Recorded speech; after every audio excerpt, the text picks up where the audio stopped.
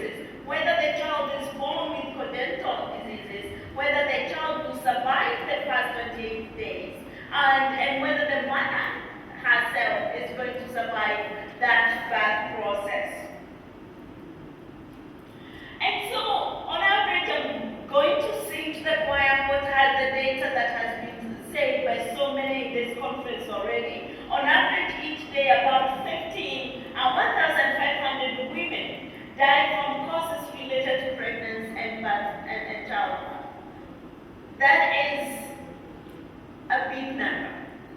80% of maternal deaths could be avoided by access to essential maternity and basic health services, whether it's us providing or it's making them easy for them to access it, or it's for them even to know how to access it.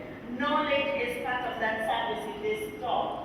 Nearly 4 million newborn die, 40% of under 5 days within the first 28 days. About 3/4 neonatal deaths occur during the first 7 days.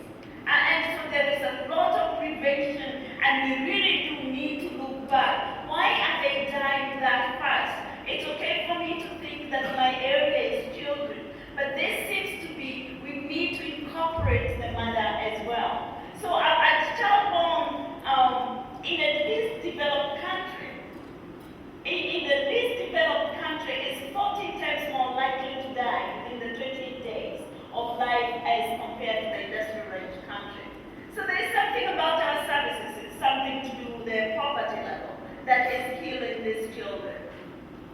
And staying in conferences and we don't take home and we don't implement is not going to remove the problem. Talking about it is not going to remove the problem. And so I really do appreciate those who are on the ground and the work that is being done.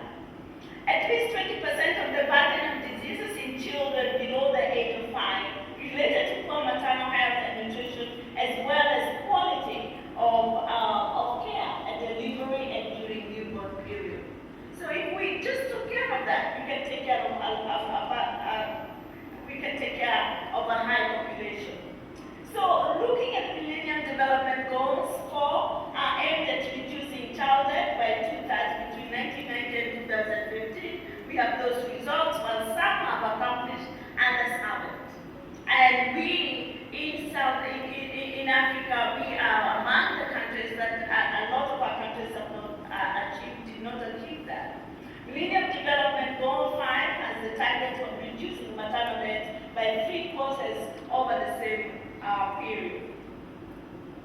And so again, singing to the choir and looking at the future, that is the past. That is what we hoped for.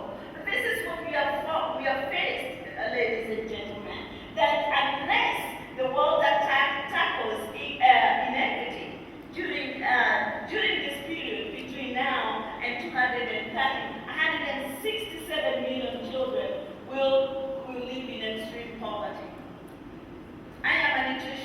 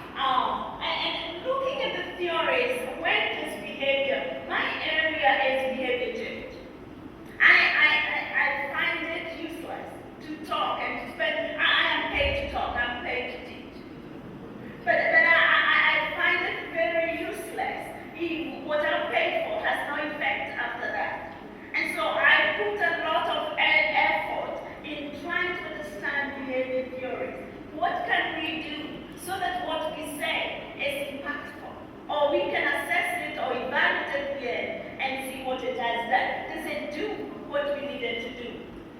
And so BJ folks came up with a behavior and saying this is very, very relevant to where we work. For a behavior to happen, we have to have people that are highly motivated. They have to be able to do what we are asking them to do.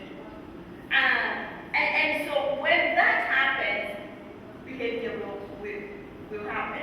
And so when we look at the not so happy guy down here, he has no motivation, and what we are asking him to do cannot do. When we look at the smiley guy, he is highly motivated. We have made it easy, and we have triggers that make him see, yes, it's happening. And so you can put that in any form. When a mother who has to fetch water, who has to cook for 8 children, spends half a day going to access the services, they wait for 3 hours, and lunch is closed just before he sees the provider, and probably has to go home. That's a poor trigger. That is poor motivation. That is not easy to do. And so let us look at, are we making it easy? Are they able to do it? Do they have positive trigger? Is visiting the health center or us visiting the community, is it a positive trigger? Is it something that will they start saying, oh my goodness, my child is doing well? I'm so glad I talked about that. And so let's talk about motivation. If motivation is going to be such a big part of that behavior change, what motivates people? And the reason I'm going back to these basics is sometimes we people that have health information, we have statistics, we have knowledge, we think it's very important. I'm sorry, it's not. If the mother cannot use that information, it is only important to you. But if we can convert it so that it's important to them and they can handle it and do something with it, then it becomes important. Other than that, it's just empty statistics.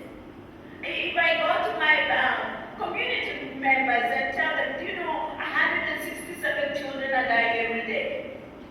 So what? They want to know that their child will not die. Their child will get a place in school. Their child will get a job once they get to school. So the motivation is very, very important. The drive one motivation is basic needs. I am in food insecurity as well. And I'm a dietitian. So when I go to the food insecure people, a healthy diet means nothing if they don't know where the second meal is going to come from. So we have to have the basics in place. So do they have the basic needs? Are we telling them that they need to have their children immunized, but do they have the time? Do they have the resources? What about immunization? Do they have the mosquito nets even? Drive 2 is what motivates them. Is it inside or is it outside? Is it a reward from outside or is it a punishment? That is external. Sometimes we look at the external. As long as we're doing external, it could be friendship, it could be self-esteem, confidence, achievement, and respect by others in the community. In African community, the culture of the African community for a long time has been driven by the culture. Being accepted, being considered a good woman, being considered that your children are well, was actually very, very important. But with the broken walls of the culture, we have to look at what is the external, what external is motivating them. But even more important, what is motivating them from inside? What is their goal? What motivates this woman to wake up at 5 o'clock so that they can be at the clinic at 8? So the highest level, and that is going to be the highest level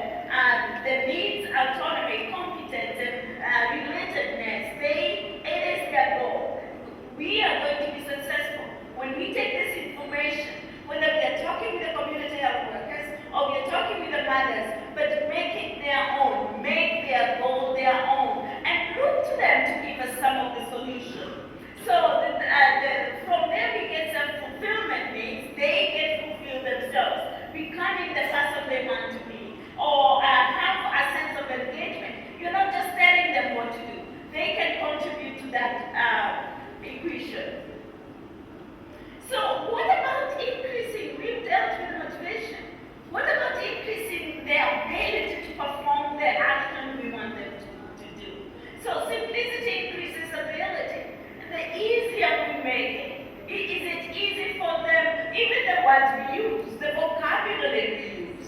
Are we talking about iron or are we talking about blood? Are we talking about the child